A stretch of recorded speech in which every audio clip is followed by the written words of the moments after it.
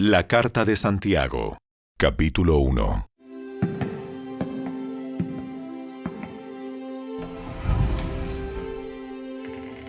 Yo, Santiago, esclavo de Dios y del Señor Jesucristo, escribo esta carta a las 12 tribus, los creyentes judíos que están dispersos por el mundo. Reciban mis saludos. Amados hermanos, cuando tengan que enfrentar cualquier tipo de problemas, considérenlo como un tiempo para alegrarse mucho, porque ustedes saben que siempre que se pone a prueba la fe, la constancia tiene una oportunidad para desarrollarse.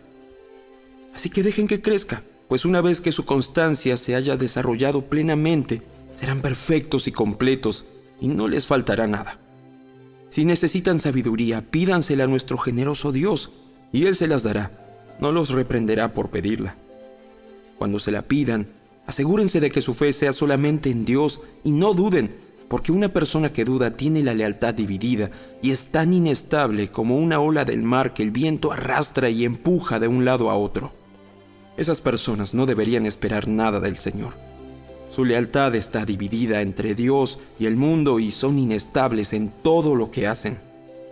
Los creyentes que son pobres pueden estar orgullosos porque Dios los ha honrado. Y los que son ricos deberían estar orgullosos de que Dios los ha humillado. Se marchitarán como una pequeña flor de campo. Cuando el sol calienta mucho y se seca el pasto, la flor pierde fuerza, cae y desaparece su belleza. De la misma manera se marchitarán los ricos junto con todos sus logros. Dios bendice a los que soportan con paciencia las pruebas y las tentaciones, porque después de superarlas, recibirán la corona de vida que Dios ha prometido a quienes lo aman. Cuando sean tentados, acuérdense de no decir: Dios me está tentando. Dios nunca es tentado a hacer el mal y jamás tienta a nadie. La tentación viene de nuestros propios deseos, los cuales nos seducen y nos arrastran. De esos deseos nacen los actos pecaminosos, y el pecado, cuando se deja crecer, da luz a la muerte. Así que no se dejen engañar, mis amados hermanos. Todo lo que es bueno y perfecto es un regalo que desciende a nosotros de parte de Dios nuestro Padre, quien creó todas las luces de los cielos. Él nunca cambia ni varía como una sombra en movimiento. Él, por su propia voluntad, nos hizo nacer de nuevo por medio de la palabra de verdad que nos dio, y de toda la creación nosotros llegamos a ser su valiosa posesión. Mis amados hermanos, quiero que entiendan lo siguiente. Todos ustedes deben ser rápidos para escuchar, lentos para hablar y lentos para enojarse. El enojo humano no produce la rectitud que Dios desea. Así que quiten de su vida todo lo malo y lo sucio, y acepten con humildad la palabra que Dios les ha sembrado en el corazón, porque tiene el poder para salvar su alma. No solo escuchen la palabra de Dios, tienen que ponerla en práctica. De lo contrario, solamente se engañan a sí mismos. Pues si escuchas la palabra pero no la obedeces, sería como ver tu cara en un espejo. Te ves a ti mismo, luego te alejas y te olvidas cómo eres. Pero si miras atentamente en la ley perfecta que te hace libre y la pones en práctica, y no olvidas lo que escuchaste, entonces Dios te bendecirá por tu obediencia. Si afirmas ser religioso pero no controlas tu lengua, te engañas a ti mismo, y tu religión no vale nada. La religión pura y verdadera a los ojos de Dios Padre consiste en ocuparse de los huérfanos y de las viudas en sus aflicciones y no dejar que el mundo te corrompa.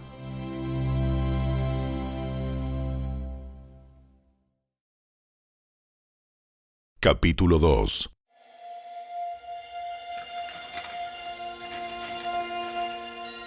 Mis amados hermanos, ¿cómo pueden afirmar que tienen fe en nuestro glorioso Señor Jesucristo si favorecen más a algunas personas que a otras? Por ejemplo, supongamos que alguien llega a su reunión vestido con ropa elegante y joyas costosas, y al mismo tiempo entra una persona pobre y con ropa sucia. Si ustedes le dan un trato preferencial a la persona rica y le dan un buen asiento, pero al pobre le dicen: tú puedes quedarte de pie allá o bien sentarte en el piso. ¿Acaso esta discriminación no demuestra que sus juicios son guiados por malas intenciones? Escúchenme, amados hermanos, ¿no eligió Dios a los pobres de este mundo para que sean ricos en fe? ¿No son ellos los que heredarán el reino que Dios prometió a quienes lo aman? Pero ustedes desprecian a los pobres. ¿Acaso no son los ricos quienes los oprimen a ustedes y los arrastran a los tribunales? ¿Acaso no son ellos los que insultan a Jesucristo cuyo noble nombre ustedes llevan? Por supuesto, hacen bien cuando obedecen la ley suprema tal como aparece en las Escrituras: ama a tu prójimo como a ti mismo. Pero si favorecen más a algunas personas que a otras, cometen pecado. Son culpables de violar la ley.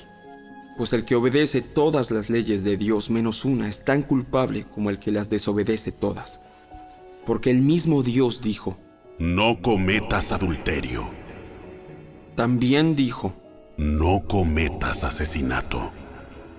así que si ustedes matan a alguien pero no cometen adulterio, de todos modos han violado la ley. Entonces, en todo lo que digan y en todo lo que hagan, recuerden que serán juzgados por la ley que los hace libres. No habrá compasión para quienes no hayan tenido compasión de otros. Pero si ustedes han sido compasivos, Dios será misericordioso con ustedes cuando los juzgue. Amados hermanos, ¿de qué le sirve a uno decir que tiene fe si no lo demuestra con sus acciones?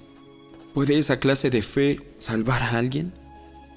Supónganse que ven a un hermano o a una hermana que no tiene que comer ni con qué vestirse, y uno de ustedes le dice: ¡Adiós! ¡Que tengas un buen día! Abrígate mucho y aliméntate bien. pero no le da ni alimento ni ropa. ¿Para qué le sirve? Como pueden ver, la fe por sí sola no es suficiente. A menos que produzca buenas acciones, está muerta y es inútil. Ahora bien, alguien podría argumentar: algunas personas tienen fe, otras buenas acciones. Pero yo les digo, ¿cómo me mostrarás tu fe si no haces buenas acciones? Yo les mostraré mi fe con mis buenas acciones. Tú dices tener fe porque crees que hay un solo Dios. Bien hecho. Aún los demonios lo creen y tiemblan aterrorizados. ¡Qué tontería! ¿Acaso no te das cuenta de que la fe sin buenas acciones es inútil? ¿No recuerdas que nuestro antepasado Abraham fue declarado justo ante Dios por sus acciones cuando ofreció a su hijo Isaac sobre el altar? ¿Ya ves? Su fe y sus acciones actuaron en conjunto. Sus acciones hicieron que su fe fuera completa. Y así se cumplió lo que dicen las Escrituras. Abraham le creyó a Dios y Dios lo consideró justo debido a su fe. Incluso lo llamaron amigo de Dios. Como puedes ver, se nos declara justos a los ojos de Dios por lo que hacemos y no solo por la fe. Rahab, la prostituta, es otro ejemplo. Fue declarada justa ante Dios por sus acciones cuando ella escondió a los mensajeros y los ayudó a regresar sin riesgo alguno por otro camino. Así como el cuerpo sin aliento está muerto, así también la fe sin buenas acciones está muerta.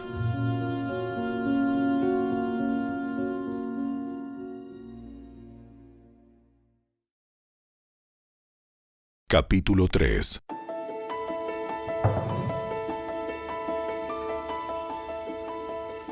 Amados hermanos, no muchos deberían llegar a ser maestros en la iglesia, porque los que enseñamos seremos juzgados de una manera más estricta.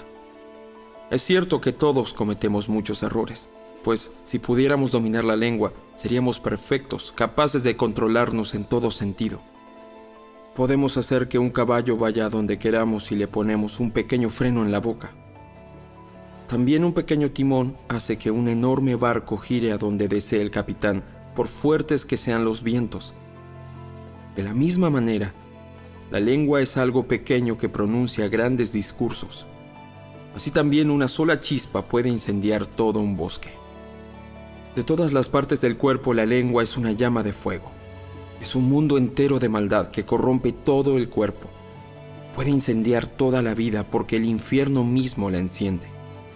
El ser humano puede domar toda clase de animales, aves, reptiles y peces, pero nadie puede domar la lengua. Es maligna e incansable, llena de veneno mortal.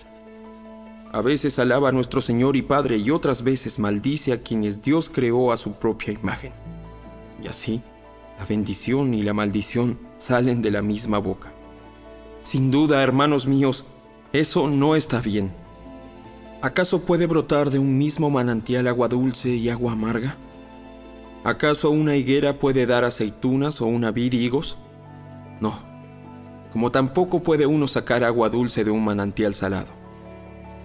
Si ustedes son sabios y entienden los caminos de Dios, demuéstrenlo viviendo una vida honesta y haciendo buenas acciones con la humildad que proviene de la sabiduría. Pero si tienen envidias amargas y ambiciones egoístas en el corazón, no encubran la verdad con jactancias y mentiras, pues la envidia y el egoísmo no forman parte de la sabiduría que proviene de Dios. Dichas cosas son terrenales, puramente humanas y demoníacas, pues donde hay envidias y ambiciones egoístas, también habrá desorden y toda clase de maldad. Sin embargo, la sabiduría que proviene del cielo es, ante todo, pura y también ama la paz. Siempre es amable y dispuesta a ceder ante los demás. Está llena de compasión y del fruto de buenas acciones. No muestra favoritismo y siempre es sincera. Y los que procuran la paz sembrarán semillas de paz y recogerán una cosecha de justicia.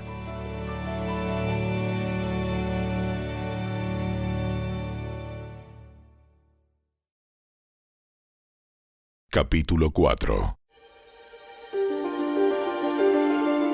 ¿Qué es lo que causa las disputas y las peleas entre ustedes? ¿Acaso no surgen de los malos deseos que combaten en su interior? Desean lo que no tienen, entonces traman y hasta matan para conseguirlo. Envidian lo que otros tienen, pero no pueden obtenerlo. Por eso luchan y les hacen la guerra para quitárselo. Sin embargo, no tienen lo que desean porque no se lo piden a Dios. Aun cuando se lo piden, tampoco lo reciben porque lo piden con malas intenciones. Desean solamente lo que les dará placer. Adúlteros, ¿no se dan cuenta de que la amistad con el mundo los convierte en enemigos de Dios? Lo repito, si alguien quiere ser amigo del mundo, se hace enemigo de Dios. ¿Acaso piensan que las Escrituras no significan nada? Ellas dicen que Dios desea fervientemente que el Espíritu que puso dentro de nosotros le sea fiel. Y Él da gracia con generosidad.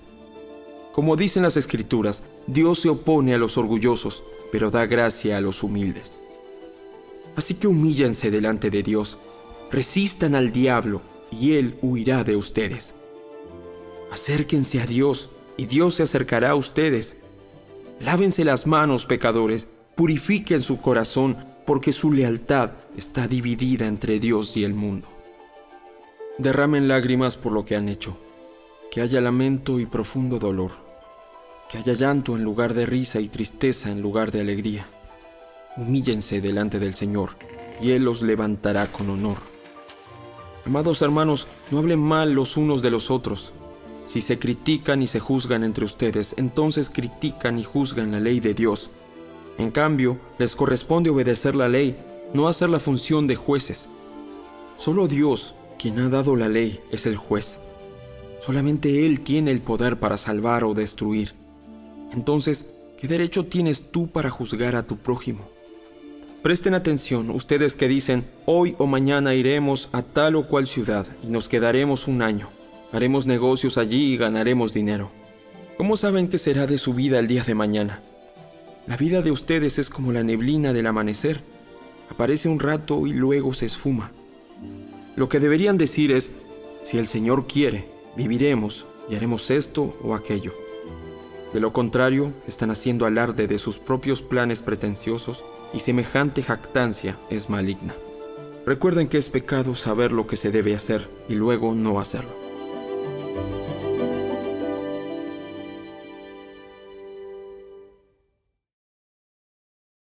Capítulo 5. Presten atención ustedes los ricos. Lloren y giman con angustia por todas las calamidades que les esperan. Su riqueza se está pudriendo y su ropa fina son trapos carcomidos por polillas. Su oro y plata se han corroído. Las mismas riquezas con las que contaban les consumirán la carne como lo hace el fuego. El tesoro corroído que han amontonado testificará contra ustedes el día del juicio. Así que escuchen, oigan las protestas de los obreros del campo a quienes estafaron con el salario. Los reclamos de quienes les cosechan sus campos han llegado a los oídos del Señor de los ejércitos celestiales. Sus años sobre la tierra los han pasado con lujos, satisfaciendo todos y cada uno de sus deseos. Se han dejado engordar para el día de la matanza. Han condenado y matado a personas inocentes que no ponían resistencia. Amados hermanos, tengan paciencia mientras esperan el regreso del Señor. Piensen en los agricultores que con paciencia esperan las lluvias en el otoño y la primavera. Con ansias esperan a que maduren los preciosos cultivos. Ustedes también deben ser pacientes. Anímense porque la venida del Señor está cerca. Hermanos, no se quejen unos de otros o serán juzgados. Pues miren, el juez ya está en la puerta. Amados hermanos, tomen como ejemplo de paciencia durante el sufrimiento a los profetas que hablaron en nombre del Señor. Honramos en gran manera a quienes resisten con firmeza en tiempo de dolor. Por ejemplo, han oído hablar de Job, un hombre de gran perseverancia. Pueden ver cómo al final el Señor fue bueno con él, porque el Señor está lleno de ternura y misericordia. Pero sobre todo, hermanos míos, nunca juren por el cielo, ni por la tierra, ni por ninguna otra cosa. Simplemente digan sí o no, para que no pequen y sean condenados. ¿Alguno de ustedes está pasando por dificultades? Que ore. ¿Alguno está feliz? Que cante alabanzas. ¿Alguno está enfermo? Que llame a los ancianos de la iglesia para que vengan y oren por él y lo unjan con aceite en el nombre del Señor. Una oración ofrecida con fe sanará al enfermo y el Señor hará que se recupere, y si ha cometido pecados, será perdonado. Confiésense los pecados unos a otros y oren los unos por los otros para que sean sanados. La oración ferviente de una persona justa tiene mucho poder y da resultados maravillosos. Elías era tan humano como cualquiera de nosotros. Sin embargo, cuando oró con fervor para que no cayera lluvia, no llovió durante 3 años y medio. Más tarde, cuando volvió a orar, el cielo envió lluvia y la tierra comenzó a dar cosechas. Mis amados hermanos, si alguno de ustedes se aparta de la verdad y otro lo hace volver, pueden estar seguros de que quien haga volver al pecador de su mal camino, salvará a esa persona de la muerte y traerá como resultado el perdón de muchos pecados.